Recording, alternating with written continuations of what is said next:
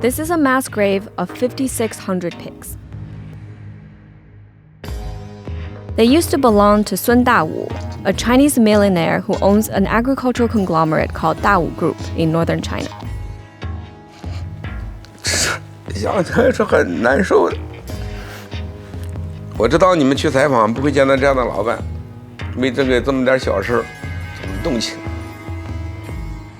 The pigs were killed to prevent the spread of a deadly virus. It's called African Swine Fever, or ASF. It has no cure and can only be contained by killing affected and exposed pigs. ASF has been around for 100 years, but only became a global threat after it reached China last year, where about half of the world's pigs live.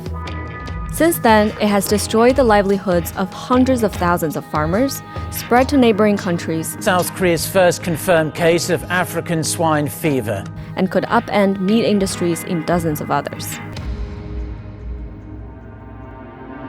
Experts are now calling it the largest animal disease outbreak in modern history. And it's exposing the problems of China's underdeveloped agriculture sector, which is now deeply integrated into the global trade system. We're traveling around the world to understand how China is changing, basically everything. This week, the meat industry. I'm Isabelle Niu. This is Because China.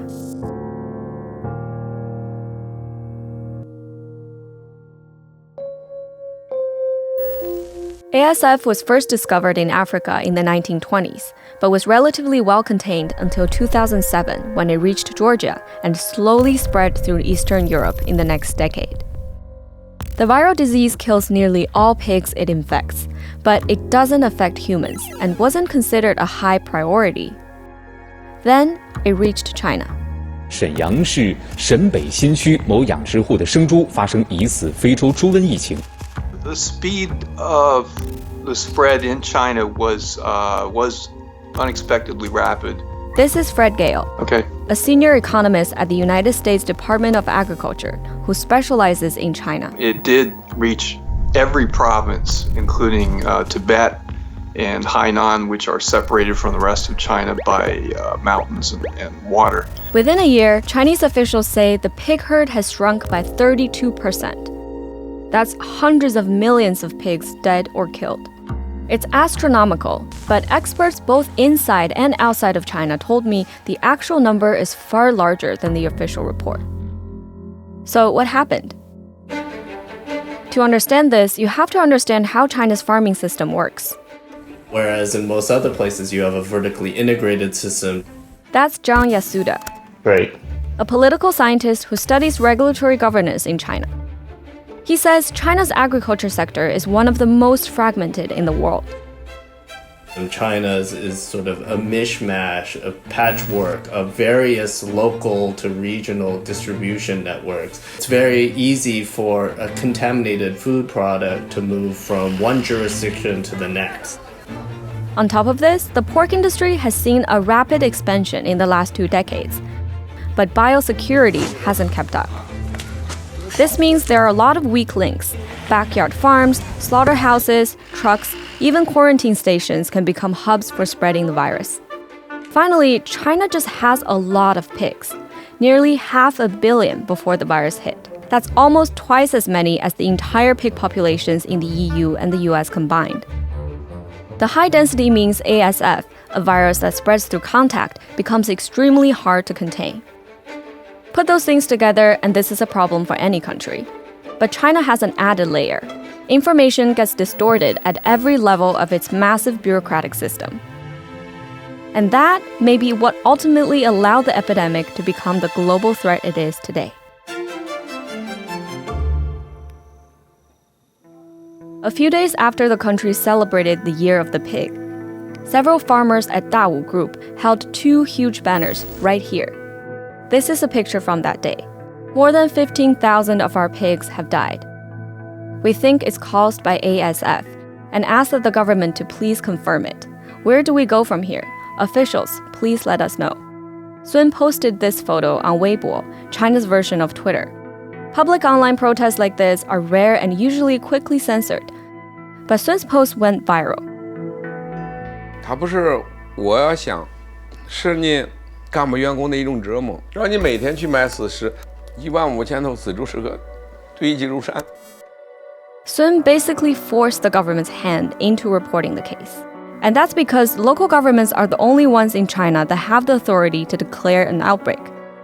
But there's a problem with this. See, once the government official declares an outbreak, it triggers a ban on the transport of pork in and out of the region, and puts in place subsidies to support the farmers. The ban on transport hurts the local economy, the subsidies hurt the local government's bottom line. Plus, it puts officials at risk of punishment for failing to detect the virus earlier. So the incentive is for them to not report bad news. Yes. So you have these two countervailing dynamics that are working against each other. So many cases went unreported. The information vacuum resulted in a nightmarish scenario that unfolded across China. Many farmers dumped sick and dead pigs on the streets, or worse, on the market at reduced prices. Others acted on rumors of ASF and sold off healthy herds at low prices. These behaviors created huge disparities in different regions. This makes trucking pigs illegally across provincial borders a lucrative business. So much so that criminal gangs got into rumor mongering and pig trucking. The Ministry of Agriculture had to issue a nationwide warning about what came to be known as pork flipping gangs. Sun wanted to do things by the books and paid a steep price for it. Shortly after his Weibo post went viral, local officials confirmed it was indeed an ASF outbreak and reported it to the Ministry of Agriculture. 我曝了光以后，我们周围的有几个猪场都来找我的麻烦。他们因为你孙大武曝光，我们的猪都不能卖了，看到了吗？只能死在家里，哭笑不得。我如何去面对这个事儿？ Dawu did get subsidies, but Sun said it was nowhere close to covering their financial cost. The hardest part, Sun says, was seeing all of his remaining pigs culled and buried overnight to prevent further contamination. 屠杀和屠宰它不是一个概念，是吧？就说这个猪该死了，你杀的吃是该死的。当你看到那些老母猪、那个大公猪、那些小猪的时候，那你这个人心是承受不了的。好多工人都在流泪，就是说不出的滋味吧。 As of now, Dawu is still the only outbreak officially documented in Hebei. There are only about 150 official cases of ASF throughout China. 猪瘟并不可怕，可怕的是我们的这个官僚技术的体系，因为害怕这个猪瘟，就是闭目塞听，眼看不到，耳朵也听不到，它就没有吗？ China doesn't have a great track record when it comes to reporting public health and safety crises. They were criticized in the 2000s for failing to detect and then downplaying the SARS endemic, and again in 2008 during its massive tainted milk powder scandal. We're seeing it break down on all sorts of levels of regulation into the early to mid 2000s, where monitoring lapses seem to be happening, where local incentives and central government incentives can't seem to align, where problems can't be identified at the early stage to prevent these major catastrophes from developing. With ASF, the consequences are being felt far beyond China's borders. Vietnam is struggling to contain an outbreak of the African swine fever. Taiwan has tightened inspections on flights from the Philippines. African swine fever is becoming a cause for concern in Germany. Pig-producing countries around the world are ramping up biosecurity measures as the risk of the virus spreading increases. If ASF gets to the United States, it's estimated to cost up to $8 billion in losses in the first year. Also, pork prices are predicted to rise around the world as China goes on a global buying frenzy to feed its 1.3 billion pork-loving citizens.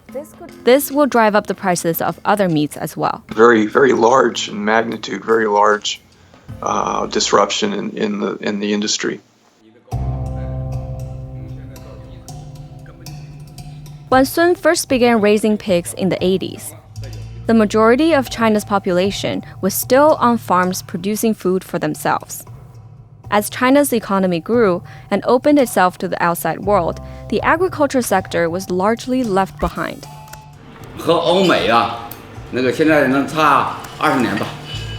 ASF is now putting China's biosecurity and regulatory problems on full display in front of the world. And at its root, this is the result of a country that is still trying to figure out how to merge a state-run system with a free market economy. How do you get a working rural market to fit together well? And this is why we're entering this new era, right? We're entering this new era of how is China going to be able to govern its complex market economy? Without an answer to this, small problems in China could continue to snowball into global catastrophes. 所以我得承认我们是个失败者。我拿200-300头去实验，人毕竟要吃猪肉，中国需要猪肉，我必须要走出我自己的路来。 You're watching a Quartz member exclusive. This story is a part of our series, Because China. Keep watching for more stories about how China is changing everything, from music to tourism to trash.